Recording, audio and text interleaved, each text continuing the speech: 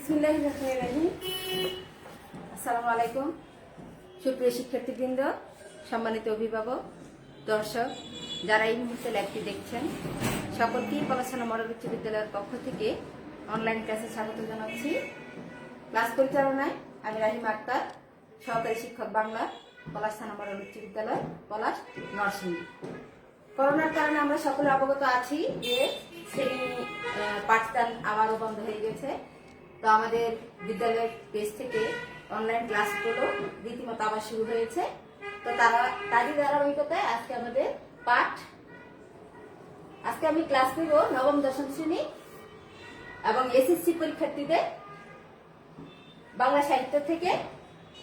তো শিক্ষার্থীবৃন্দ, আশা করি তোমরা ক্লাসটি মনোযোগ দিয়ে দেখবে এবং অবশ্যই কি পড়াশোনার সাথে থাকতে হবে এবং ক্লাসটি সকলের মাঝে শেয়ার করে দিবে, সেটাই প্রত্যাশা করছি। তো আজকে যে পাঠটি আমি নিব সেটা অলরেডি লিখে দিয়েছি। শুভা গল্পটি লিখেছে রবীন্দ্রনাথ ঠাকুর। তো এই গল্পটা নিয়ে আলোচনা করব। এটা নবম শ্রেণীর হয়তো প্রথম দিক থেকে আর দশম শ্রেণী এসএসসি পরীক্ষার্থী তোমাদের আবার পুনরালোচনা হয়ে যাবে। আর নবম শ্রেণীর কি শুরু থেকে আমি চেষ্টা করব ধারাবাহিকভাবে ক্লাসগুলো নেওয়ার। তো আজকে যে গল্পটি শোভা তোমরা হয়তো পড়ে থাকবে, রবীন্দ্রনাথ ঠাকুর লিখেছেন। রবীন্দ্রনাথ ঠাকুরকে কি বলা হয়? বিশ্বকবি, কবি, গুরু, অনেক উপাধিতে ওনাকে ডাকা হয়। তো রবীন্দ্রনাথ ঠাকুর এই গল্পটি লিখেছেন, শোভা গল্পটি। তো প্রথমে আমরা যে কাজটি করবো, চলো একটু আজকের যিনি লেখক তার সম্পর্কে কি একটু জেনে নিই। লেখক পরিচিতি।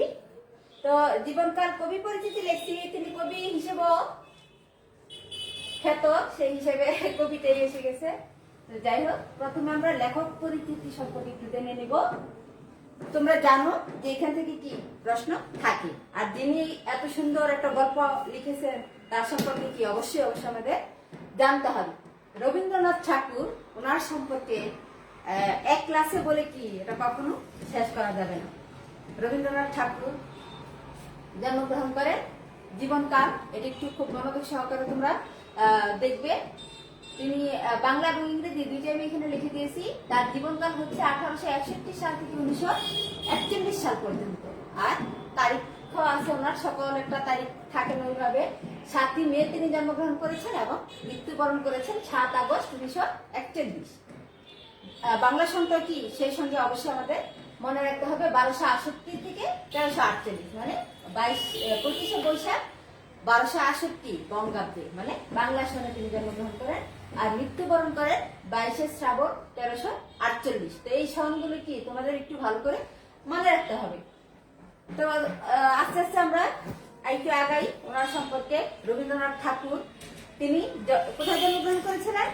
কলকাতার বিখ্যাত ঠাকুর পরিবারে তিনি জন্মগ্রহণ করেন। পিতার নাম মহর্ষি দেবেন্দ্রনাথ ঠাকুর এবং দাদা ছিলেন, পিতামহ ছিলেন প্রিন্স দ্বারকানাথ ঠাকুর। তাহলে তিনি কি একটা জমিদার পরিবারে জন্মগ্রহণ করেছিলেন, সেখানে তিনি বড় হয়েছেন। তো প্রতিভার কথা বলতে গেলে রবীন্দ্রনাথ ঠাকুর সম্পর্কে সাহিত্যের এমন কোন শাখা নেই, প্রায় সকল শাখায় কি ওনার বিচরণ আছে, সকল শাখায় কি তার পদচারণা আছে, মানে তিনি সকল শাখাই লিখেছেন। গল্প, উপন্যাস, কবিতা, ছোট গল্প, গান। তার রবীন্দ্রনাথ ঠাকুরের গানের তো বিশাল ভান্ডার, সেটা কি রবীন্দ্রসঙ্গীত নামে পরিচিতি। তাহলে আমরা কি জানলাম যে তিনি প্রায় সকল শাখায় কি বিচরণ করেছেন, লিখেছেন। তারপরে তিনি একাধারে ছিলেন সাহিত্যিক, দার্শনিক, শিক্ষাবিদ, সুরকার, নাট্য প্রযোজক ও অভিনেতা, মানে কি তিনি অভিনয় করেছিলেন রবীন্দ্রনাথ ঠাকুর। রবীন্দ্রনাথ ঠাকুর কিন্তু বাংলা সাহিত্যে প্রথম নোবেল বিজয়ী, মানে তিনি নোবেল বিজয় লাভ করেছেন। প্রথম ব্যক্তি তিনি নোবেল বিজয় লাভ করেন 1913 খ্রিস্টাব্দে। কোন কাব্যের জন্য? গীতাঞ্জলি কাব্যের জন্য। এটা প্রায় তোমাদের সকলেরই জানা আছে যে রবীন্দ্রনাথ ঠাকুর 1913 সালে গীতাঞ্জলি কাব্যের জন্য নোবেল পুরস্কার লাভ করেছেন। আর রবীন্দ্রনাথ ঠাকুরের মাত্র 15 বছর বয়সে বনফুল নামে কি একটা কাব্যগ্রন্থ প্রকাশিত হয়। কত বছর বয়সে? 15 বছর বয়সে। 15 বছর বয়সে তিনি কি তার গণফুল কাব্যটি কি প্রকাশিত হয় 15 বছর বয়সে।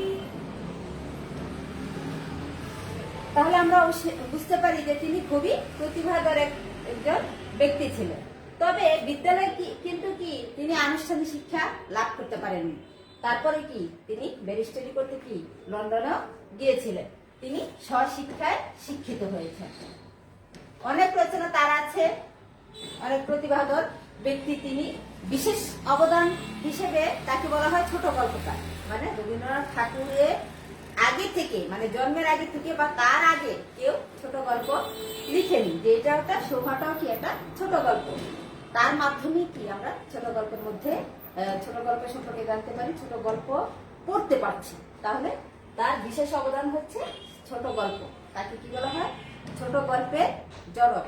বাংলা সাহিত্যে ছোট গল্পের জনক হচ্ছে রবীন্দ্রনাথ ঠাকুর। রবীন্দ্রনাথ ঠাকুরকে আগে বলেছি কি বলা হয়? বিশ্বকবি, কবিগুরু। তিনি কোন এক দেশ কাল পাত্রের নন, তিনি বিশ্বের কবি হিসেবে খ্যাতি লাভ করেছেন। তাহলে রবীন্দ্রনাথ ঠাকুরের জন্ম এবং অন্যান্য যে কৃতিত্বগুলো সেগুলো সম্পর্কে অবশ্যই জানতে হবে তোমাদের, কারণ এগুলো থেকে কি প্রশ্ন এসে থাকে।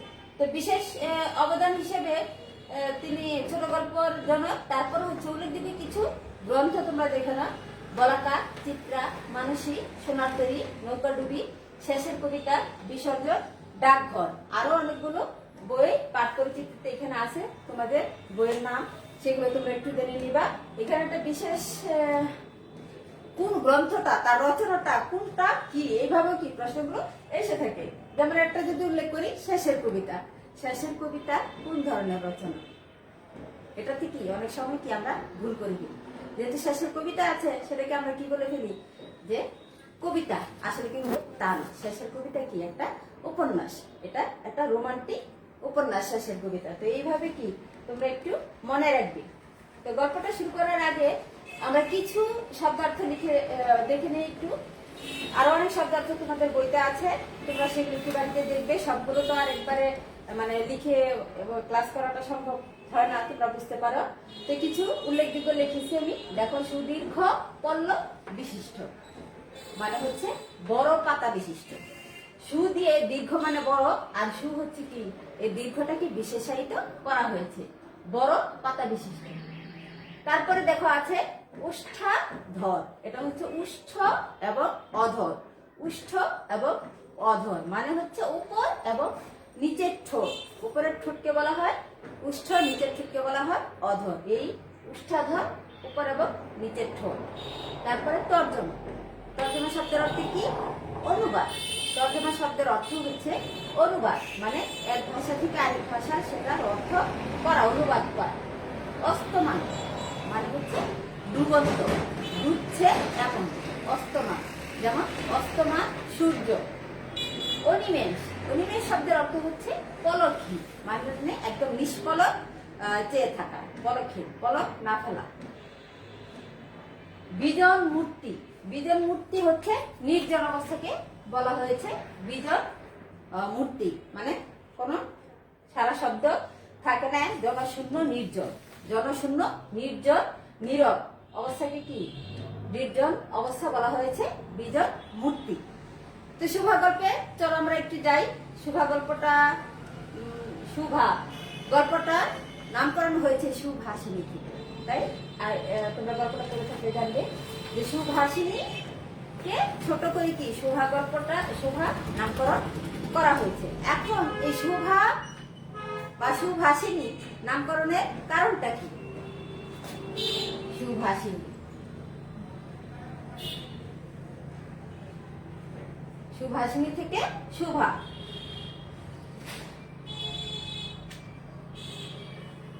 সুভাষিনী শব্দের অর্থ হচ্ছে যে সুন্দর কথা বলবে, যে সুন্দর কথা বলে তাকে সুভাষিনী বলা হয়। এটা থেকে গল্পের নামকরণ করা হয়েছে শুভা। আজকের গল্পের যে মূল চরিত্র আমাদের শুভা।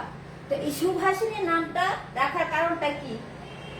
গল্পের শুরুতেই আমরা এই লাইনটা পাই, মেয়েটির নাম যখন সুভাষিনী রাখা হয়েছিল তখন কে জানিত সে বোবা হইবে।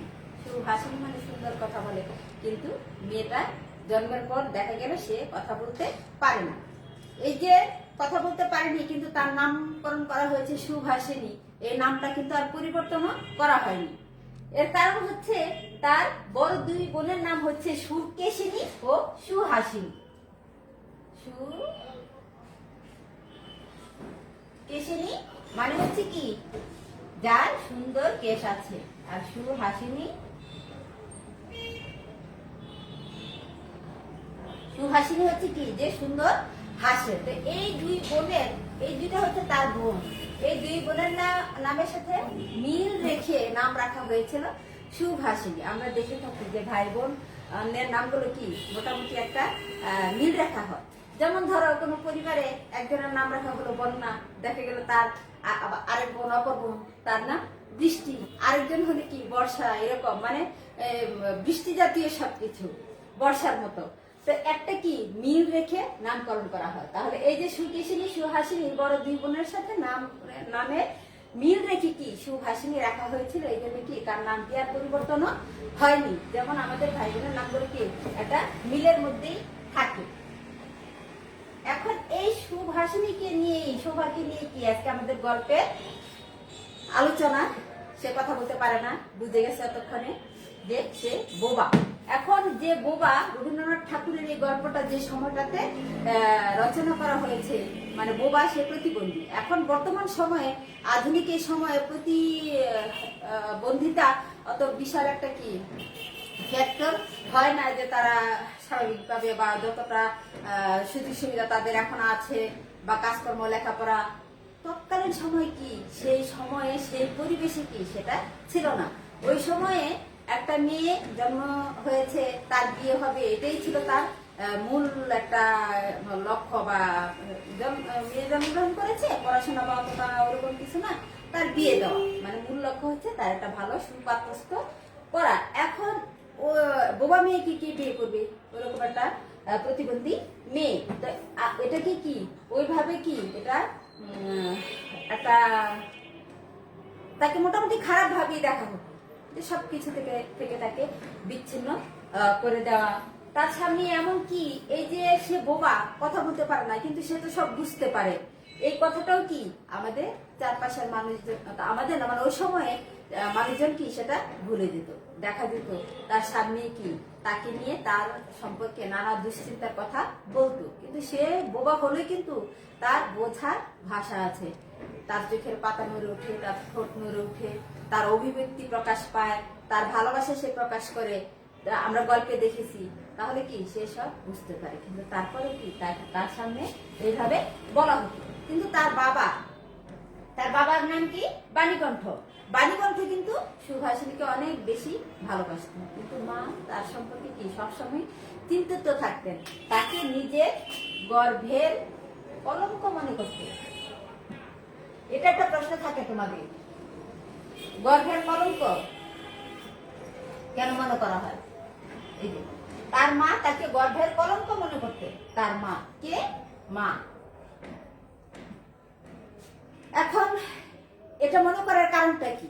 কারণ মেয়ে প্রতিচ্ছবি হিসেবে মাকে কি ধরা হয়। এখন তার মা ভেবে নিয়েছে হয়তো তার কোনো ভুল বা কোনো পাপের কারণে কি মেয়েটা বোবা হয়েছে, এজন্য তাকে গর্ভের কলঙ্ক বলা হতো। এখন এই মেয়েকে কিভাবে বিয়ে দিবে, সেই দুশ্চিন্তা থেকেই কি তিনি এই কথাটা ভাবতেন যে তার কোনো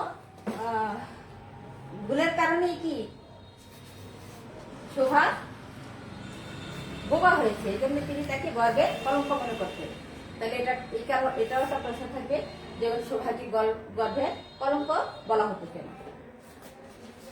এখন শোভা কথা বলতে পারে না, একটা বোবা মেয়ে, তার সবচেয়ে বড় সুখী ছিল কি প্রকৃতি,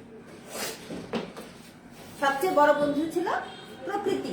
যে প্রকৃতিও নীরব, তারা ভাষায় প্রকাশ করে না, শোভাও কি ভাষায় প্রকাশ করতে পারে না, কিন্তু সে সবকিছু অনুভব করতে পারে। তাদের যে গ্রামে শোভা বড় হয়েছে সেটা গ্রামের নাম হচ্ছে চণ্ডীপুর। এটা একটা প্রশ্ন থাকে, গ্রামের নাম কি? চণ্ডীপুর। আর বাণীকণ্ঠের বাড়িটা ছিল ঠিক নদী উপরে, এই নদীর সঙ্গে কি তার প্রথম বন্ধুত্ব, সকল ভাব ভালোবাসা কি তার নদীকে ঘিরে। একদম নদীর উপরে এটা। তো দেখো এখানে আছে প্রকৃতির সঙ্গে তার কতটা ভাব বন্ধন। প্রকৃতি যেন তাহার ভাষার অভাব পূরণ করিয়া দেয়, যেন তাহার হইয়া কথা কয়। নদীর কলধ্বনি, লোকের কোলাহল, মাঝির গান, পাখির ডাক, তরুর মর্মর সমস্ত মিশিয়ে চারদিকের চলাফেরা আন্দোলনের কম্পনের সহিত এক হইয়া সমুদ্রের তরঙ্গ রাশির ন্যায় বালিকার চির নিস্তব্ধ হৃদয় উপকূলের নিকট আসিয়া ভাঙিয়া পড়ে। প্রকৃতির এই বিবিধ শব্দ এবং বিচিত্র গতি ইহাও বোবার ভাষা। বড় বড় চক্ষু পল্লব বিশিষ্ট শোভার যে ভাষা, তাহারই একটা বিশ্বব্যাপী বিস্তার। ঝিল্লির অপূর্ণ তৃণভূমি হইতে শব্দাতীত নক্ষত্রলোক পর্যন্ত কেবল ইঙ্গিত, ভঙ্গি, সঙ্গীত, ক্রন্দন এবং দীর্ঘ নিঃশ্বাস। লেখক কি অত্যন্ত সুন্দরভাবে প্রকৃতির সঙ্গে সুভাষিনীকে একদম একাত্ম করে দিয়েছেন, যে প্রকৃতির সমস্ত ভাবের সঙ্গে যেন সুভার কি ভাবে বন্ধন, মিলবন্ধন হয়েছে, ভাব প্রকাশ একই রকম হয়েছে। আবার মাঝিরা যখন দুপুরবেলা খাইতে যাইতো, তখন কি একটা নীরব নিস্তব্ধ পরিবেশ থাকতো নদীর ঘাটে।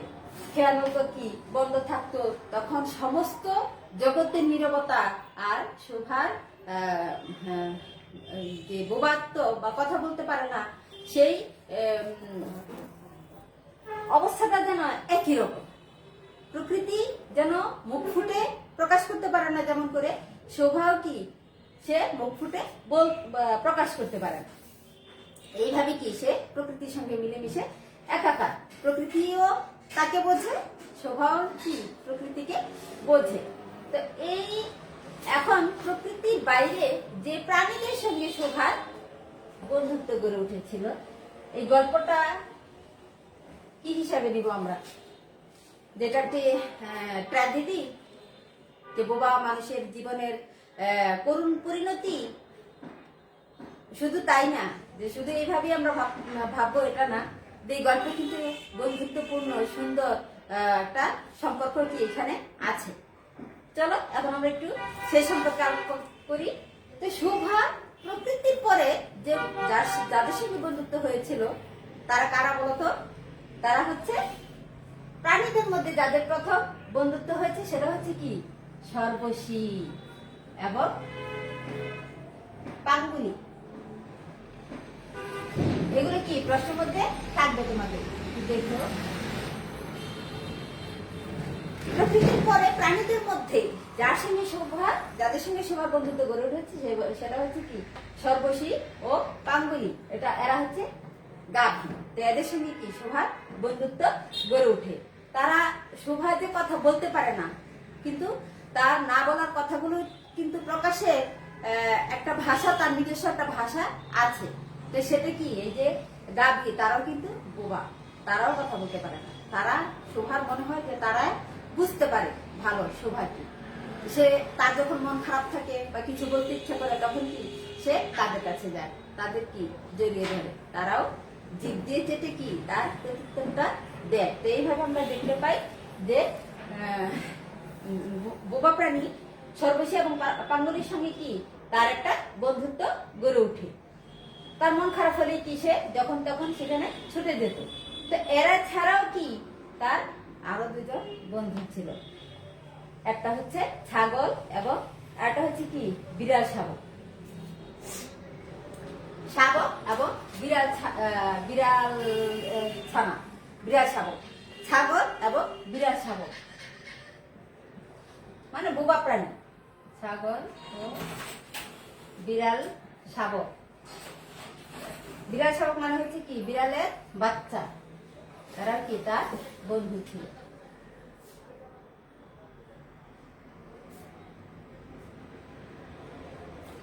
বিড়াল শাবক তাহলে তার বন্ধু প্রকৃতি, তার বন্ধু সর্বশী এবং পাঙ্গুলি এবং ছাগল ও বিড়াল শাবক, এদেরকেও কি সে প্রচুর আদর করত, তারা কি তাকে বুঝতে পারত। তো তারা ছাড়াও এখন আমরা তো এতক্ষণ পর্যন্ত যেটুকু আলোচনা করলাম সেটা হচ্ছে কি প্রকৃতি এবং বোবা প্রাণীদের সঙ্গে শোভার একটা সম্পর্ক। প্রাণীদের পরে একটা উন্নত প্রাণীর সঙ্গে কি তার সম্পর্ক গড়ে উঠেছিল। সে উন্নত প্রাণীটি হচ্ছে কে? প্রতাপ। প্রতাপ হচ্ছে কি সেই উন্নত প্রাণী যার সঙ্গে কি শুভার একটা সুন্দর সম্পর্ক গড়ে উঠেছিল, বন্ধুত্বপূর্ণ। তাহলে প্রতাপ কে ছিল? গোসাইদের ছোট ছেলে। গোসাইদের ছোট ছেলে ছিল প্রতাপ। সে কি করতো? তার কোনো কাজকর্ম, তেমন কোনো কাজকর্ম ছিল না। সে মাছ ধরত, মাছ ধরতে খুব পছন্দ করত। আর মাছ ধরার সময় কি একদম নীরব মানুষ লাগে, যে কথা বলতে পারে না। সেই হিসাবে সে কি শোভাকে ভালো সঙ্গী হিসাবে পেয়েছে। আর শোভা কি প্রতাপকে সঙ্গ দিত। প্রতাপ যখন মাছ ধরতো তখন শোভা কি সেখানে বসে থাকতো। আর প্রতাপের সুবিধা হতো একটা নীরব সঙ্গীও পাওয়া গেল, কারণ শোভা তো কথা বলতে পারতো না, তার কি মাছ ধরার সমস্যা হবে না। তো প্রতাপের গল্পটা যেহেতু বড়, আমরা এটা 2 দিন আলোচনা করবো। তো আজকে এই পর্যন্তই থাকলো প্রতাপের সঙ্গে তার সম্পর্ক, এবং বাকি অংশটুকু কি আগামীকাল ইনশাল্লাহ শেষ করে দিব। আর তোমরা বাড়িতে আজকে যে অংশটুকু পর্যন্ত আলোচনা করলাম যে একটু ভালো করে দেখবে, শব্দার্থগুলো করবে, লেখার পরিচিতি সম্পর্কে ভালো করে করবে, আর শুভা গল্পটা করবে। আগামীকাল কি বাকি অংশ আলোচনা করে দিব। আর এইটুকু কি তোমাদের আজকে পাঠ্যের বিষয় থাকবে। বাড়িতে তোমরা এগুলো একটু রিভার্স করবে, বারবার করবে। আর অবশ্যই কি স্বাস্থ্যবিধি মেনে চলতে হবে, যেহেতু একটা খারাপ সময় আমরা পার করছি।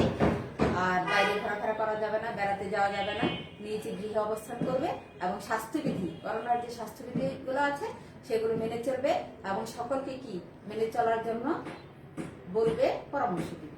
তাহলে শিক্ষার্থীদেরকে আজকে এই পর্যন্তই। পরবর্তী ক্লাসে আবার দেখা হবে। এই পর্যন্ত সকলে ভালো থাকো, সুস্থ থাকো। আল্লাহ হাফিজ।